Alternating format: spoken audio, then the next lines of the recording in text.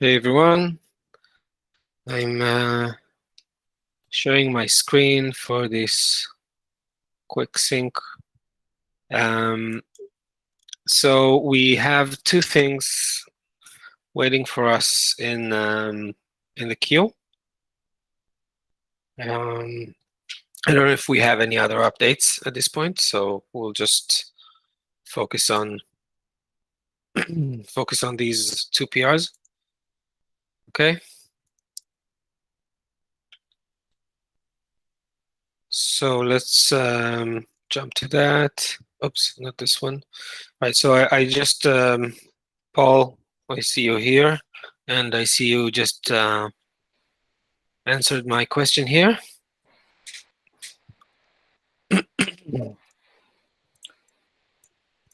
Okay.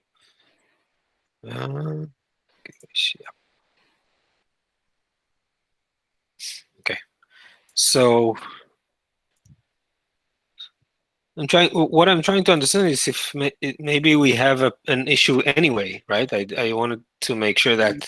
Yeah, I think I don't know whether you guys would like to use ranges because the size, right? I believe here size is the object size.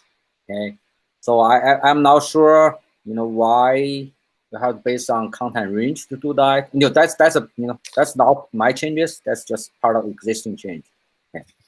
I think the point was that this would represent the object size, right? The size would.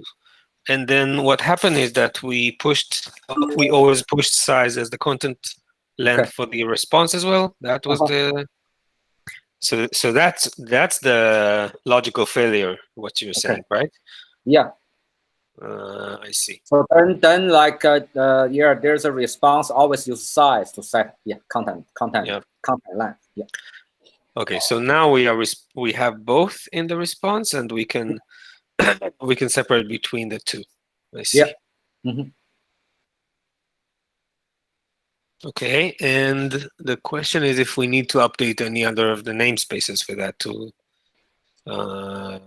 be. I mean, not because of your change, just because maybe it's correct. So maybe the Azure namespace might have the same case. Other namespace. This is blob for Azure, right? Yeah, so I did change that S3 utils.js. That is a common function, right? Should be the common function, a common place. Yeah. But unless I am returning this property, there's no use of it, right? So content length as is an optional. I see what you're saying. If like in other namespace they don't send content length, then it's probably be. So maybe it's the same problem, basically. Yeah, it could be same problem. Yeah. Okay. Yeah, you're right. I think. Okay, so let me also defer that to a new issue. Okay, yeah. And we want to go ahead.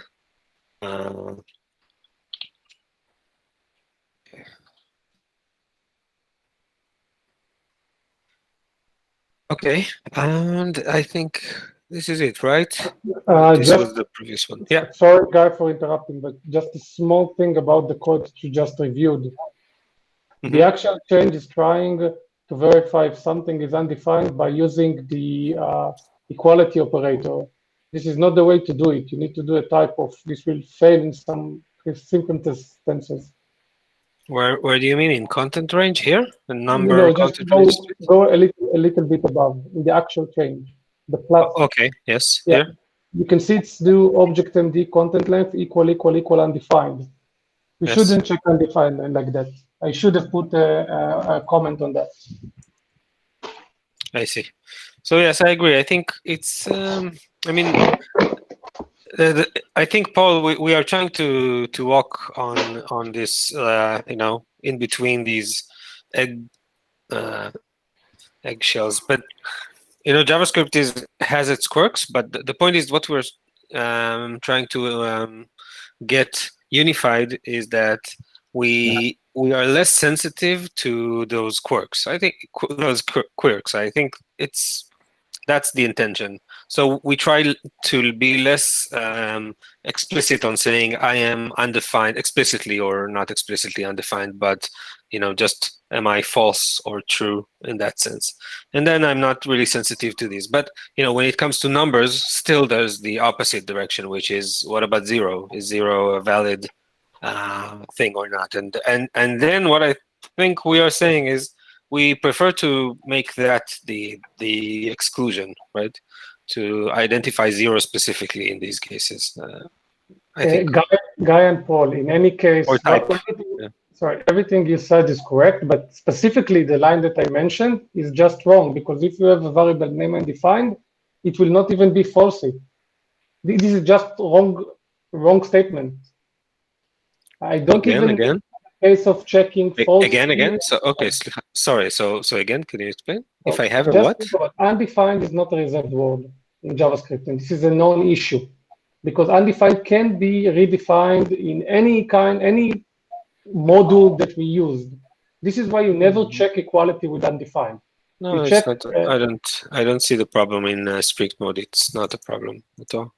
It is a problem in strict mode, but you can check it. This is not related to everything you said, which is basically also correct. This is why we have long dashes undefined and other stuff. So I checked it last week when I gave the comments to Paul as well to make sure that strict mode was already handling it, but maybe I missed something. Let's check it out offline. Okay. Okay. Are you worried specifically in this context that we have undefined as a variable, or in general? I'm saying it because I encountered it that some of our models are using undefined as a variable, which is problematic. I'm not sure if it will affect specifically this case, but it happened to me in the RPC changes. Okay, so let's take it offline and just put these references so we can review, because we don't have much time in this meeting. Okay. Of course. Okay, but follow up on that. Okay, don't put it aside. So okay, that was this. I think that was the last comment we had here. I will open the issue and then the first. So let's go ahead and merge this as well.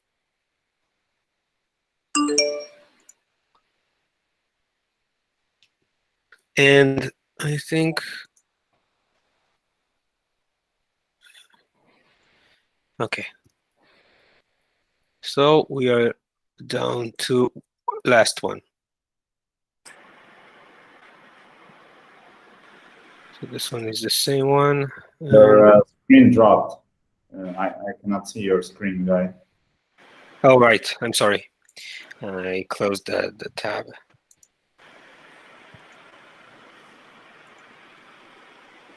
One second.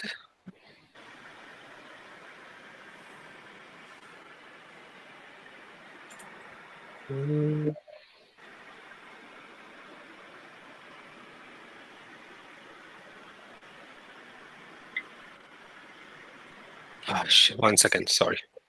Here it is.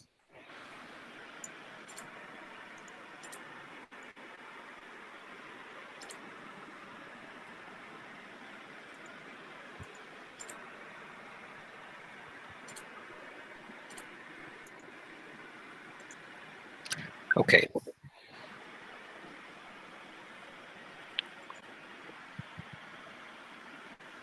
Can you guys hear me okay? I hear a lot of background noise. Maybe it's my... Yeah, I can hear you. Can hear me. Okay. So the last PR that we are waiting for is this PR, Sanjeev, right? So we have a bunch of things here. Some of those are, I don't know, more related than others. I don't remember which comments I still have, but let's start with the comments Jenya posted already. Okay. Do you want me to explain this, or? Well, the first one, this version ID, is it just, I looked at it and it should be lowercase v, correct? Well, no, I'm not talking about the version ID as in the version ID inside the query, because some of the operations that you do on S3 that you work with versions IDs are not only transferred via the query. For example, if you can open the delete objects, you will see that you can trigger multiple delete objects query, which has the version IDs inside the body of the query. So your case here is not actually blocking all of the ways of people who are accessing version IDs. This is what I've meant to say. Okay, I'll try it. I think I just used delete one object, and I was using S3 API. Well, So yeah, if you try to delete an object, you need to transfer the version ID in the query in case of delete objects. Right. But there are other operations, since you are adding this code in our handle request, which means that this code runs on all requests of S3. This means that there are other requests that don't handle version ID in the query, which will pass, and you don't want them to pass on your caching bucket. So this is what I've meant to say about that. The next comment is the one with regarding the S3 get bucket. As far as I know, there is no get from cache property in any query that is S3 native API queries, unless we are saying that we are beginning to support some custom version of S3. If that's the case, then cool. But this is not compatible with that Amazon S3. So as far as I saw it in get object that we do a get from cache. Yeah, this one is actually I added for the testing purpose. I know there is a caching control header, but that at the time I thought we create one just for testing purpose, so that we can use that to see whether really object is comes from cache or not. Okay. So that's strictly for testing purpose. Yeah, but you are actually pushing this to the production code, which means the S3 get bucket is a production code, which means that every production S3 request that goes to get bucket will run this code, and this is not. But Jenny, what is the problem? I mean, what is incompatible with S3 in this? I'm just saying that S3 doesn't have this value, so this we know, of course not. So if I just want to make sure that it was intentional. That if that's what you're asking, it wasn't by mistake. But what is the problem that you see? It's just adding stuff to the query that are not compatible with S3, which means you cannot use this query. We are not adding things to the query. We are inspecting the query for things which are not standard. Okay. I mean, it just makes us parse things that are not compatible with S3. That's it. Of course, I totally agree. But I think, this is the nature of extensions. We just, what we can say is that we would like to make it clearer that this is our custom extension versus. Let's not pollute the namespace of the S3 protocol. Let's add a prefix or something. This will help. Anyway, what I was saying is that I also wrote it in the comment that we need to somehow maybe say that it's a proprietary enhanced S3 by us or something, because it doesn't exist in S3.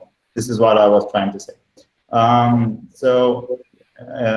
Below that, also a comment regarding because I didn't know the usage of the get from cache property. This is why, for me, it seemed kind of weird that you are checking if it's not undefined, and then you assign that you need to read from cache. So I would assume checking if it's false or not only on check on undefined. I'll make that change. That this is done in 2 or 3 other places, so I'll just change it to only if it is undefined. It's true only if the value is true. Yeah, this is what I meant, because this code kind of it makes more problems. It's not strict. Right. So regarding the next comment is I've commented regarding the function of the read. Okay, guys, I'm waiting.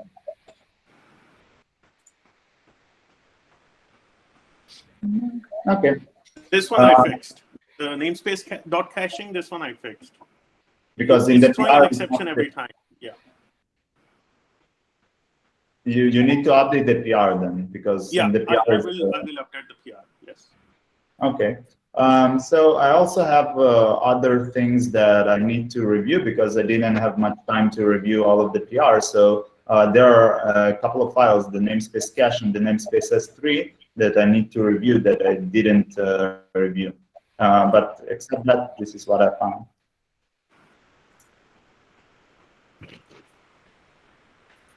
Yeah, I'll push the changes in about an hour or so. So I'm adding to. So what I think what we are saying. Let's hear if anybody has something else I'm missing.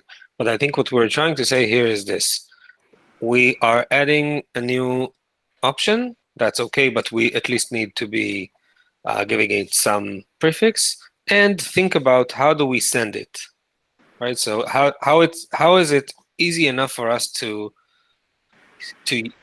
use this option from our tools. So if, for example, it will be easier for us to inject a header into the SDK versus a query which it doesn't support, then perhaps that would be another thing we need to consider, right? I'm not saying that a query isn't useful as well, but I'm just saying maybe we need to have both options to actually make it usable for two different cases. So I think that's the summary that I understood from this. You're correct. So I need to check the header as well as this query. So I think what I suggest is to have both. Okay. A query and a header, because I think, and that's, I mean, you can say it's different than it's not the case, but that's what I think, is that it is easier in the SDKs to add custom headers into a request versus adding query, because queries in S3 is used also for actually identifying the action in many cases and things like that. So I don't know. I think headers are easier to inject. Maybe that's not accurate, I would say, but that's my intuition. So I think we might have just a pair of these, named the same way, but just for the different contexts, and just have both of them signal to us that this request was intended to read only from cache, or maybe bypass the cache or something like that, right? So we want that will be something we could yeah. Hey guy, I might thought, can we create a separate story for that? The reason I asked for that is, we in the new functional test actually use the get from cache to verify, to do verification. So that one is not in the automated, it's not in like continuous integration.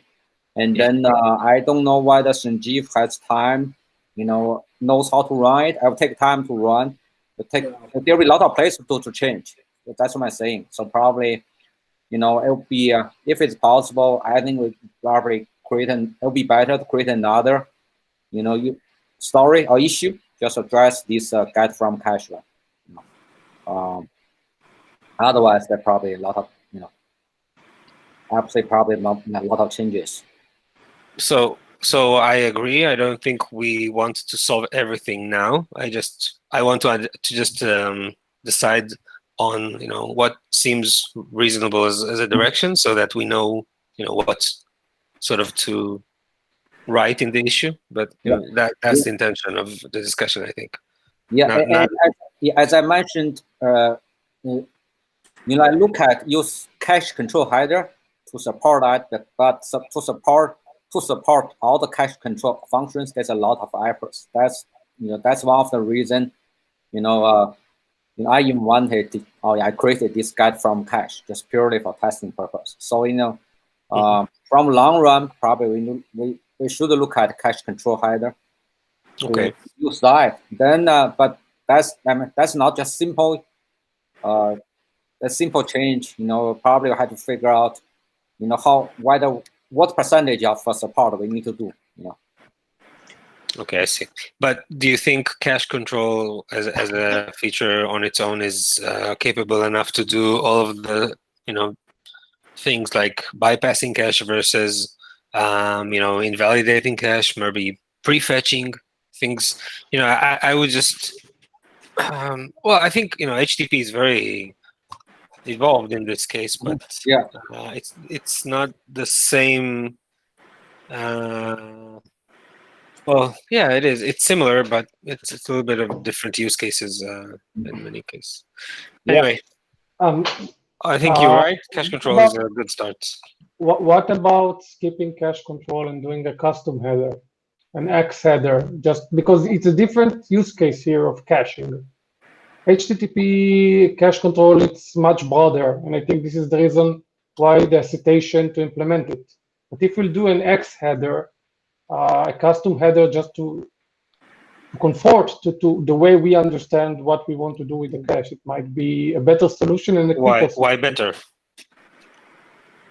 Because complying with an established protocol like cache control is hard, and it's hard, and you might find that in the minute that I agree.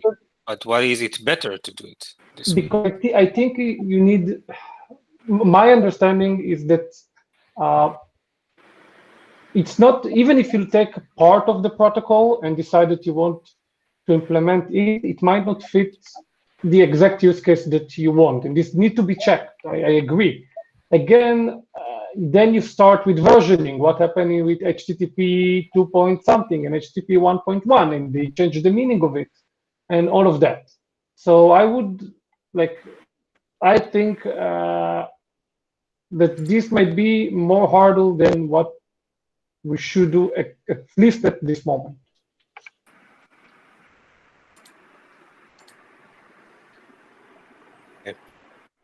So I'm just writing the directions here, but what I'm not sure about, Paul, is did you mean that using this flag in these flows where this PR is adding references is also something we need to remove, or is it No, like I said, the history for adding for these query parameters in the beginning purely for testing purpose. So when I try to implement it, I came across cache control header, but it's like, it's too complicated. There's a lot of spec need to digest. Just don't have time to see whether it's right path to go. As people point out, it probably take too much effort to support. So that's guide from cache at the time was a quick and dirty way to support for testing for verification purpose. Okay. So can we control this with an environment variable? Just as an environment variable said that you are testing, and only then check for. Yeah, that's a point. So what Boad is saying, let's just restrict this behavior so that it will not be used in production mode. However, I really think this is not the point in time to do this, Boad and Jenny. I think you guys are both right. We don't want to affect things sporadically, but for what we are doing, I think right now, it's fine. So let's open an issue with the technical debt for that and go on. Okay.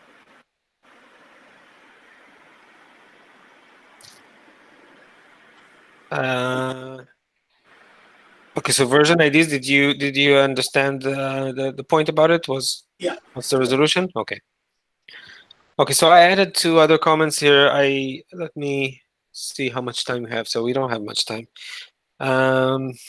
So I will leave it for you, Sanjeev, and let's work on that and do a couple more cycles. If other folks on the call would like to participate, I think what we need to do is focus on this right now in the next, the rest of the day, so that we can have it merged. Okay, so I'll do the cycles as well offline, and we can, I think, in a matter of an hour or two, we can make it merge. Okay. Let's just go over the comments there and make sure we have all the things in place. Hey, Guy, I have a question. It's unrelated to the review, but yep. I was wondering if, so what do we intend to do for performance testing after all? Is it something that that falls within our responsibility, or are you guys going to do some of it, or what is the, what do you think should the approach be here? You mean for this version specifically? Yeah, for because for the version that we're taking now. You're saying, so we are freezing something. What are we going to test with? Yeah, ideally, we want to be able to get ahead of potential performance issues that might arise. And so we will need to test performance on whatever we deliver for this tech preview in order to have enough runway to make adjustments if need be for the final delivery. And so I was wondering, in your opinion, what do you think we should, how do you think we should handle performance testing?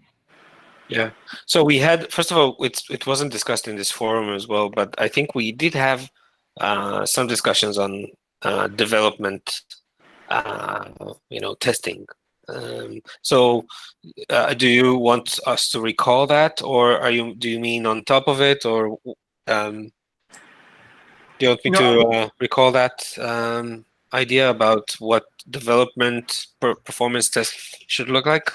Yeah, Guy, if you can please recollect that would be helpful. Yeah. Okay, so I think the point was this, and this was the idea. I mean, it wasn't that we would choose it in this strategy in every case, but I think what we're saying is this: we have we have limitation in how much hardware we can invest, and we want to be efficient. So the first thing that we should do as well, just like we are doing a dev preview, is to also to do a dev preview of the performance, right? We should just take a developer stab at it. And what that means is to run this functionality, the caching bucket, to a remote hub, but without any specific hardware. I mean, it can be run on an external server for a short run, just to make a test. But the point is that it shouldn't be production. It can be, it will be upstream tests, and it will.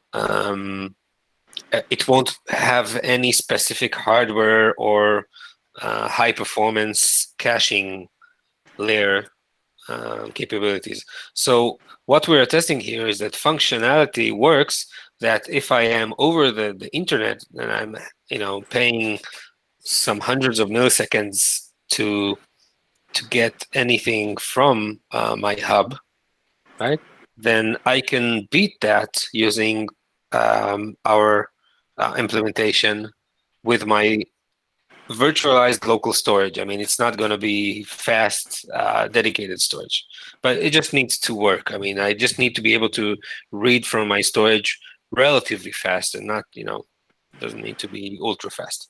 So I think that would be our signal where we can showcase, okay, so we have something working, it's doing what we designed it to do, right?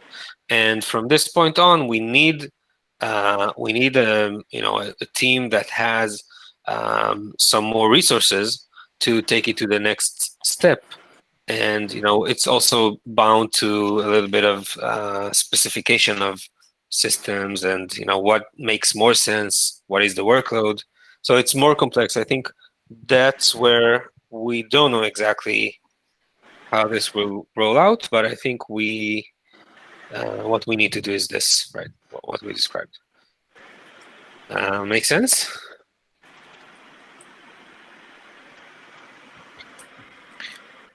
Yeah, it makes sense. So as far as performance testing goes, what kind of setup do you have in mind? What time frame do you have in mind, and who would be actually doing those tests? Yeah, so I don't know. I don't think we are already assigned these things, but I think the point is that in the current timeline, what we are looking ahead is to complete the features now, so that we have a feature complete. We have another month before it's dev freeze, right, and a complete code freeze other than blockers. So we have some more time in this next month to fix bugs and get more patches into the code. So I think what our focus should be for this month is to try and test some more cases that we didn't get before, and at least put aside a little bit the technical gaps that we collected, right? So that we can have a chance to collect more things and prioritize what should be fixed. And I think part of that is to do this verification, right? See that we can actually work in a remote hub environment, and this all works out, right? It doesn't need to be a specific workload. We just need to see this clear difference in response time. Yeah. Okay. Yeah, the reason partially why we were bringing up this issue is in the past you have worked with Giri from our team. Yep. He actually has transitioned to a different team. He's no longer in the same role that he was when he was working with you. Okay. That's why I was trying to make sure that, initially, at least in some role, either as an advisor or maybe even help us running some tests and have a setup going. We were planning on leveraging Giri's help, but that's not possible right now. I see. Okay, so we need to discuss this a little bit more, I think. But I don't want to take a lot of time, but just to summarize, I think we need to focus in the next month or so on shaking the tree a little bit, seeing that what we did looks fine, so that we can really give others a way of testing it, right? And I think until we feel it's stable as a team, then it will be hard for others to even start. So that should be our goal, to figure out that our release looks stable, and then we can prioritize these gaps and debts that we collected, and see what really has to be solved, what we can really postpone, or bypass in some ways. So I at least myself, I plan to take the feature for a spin and make some runs myself.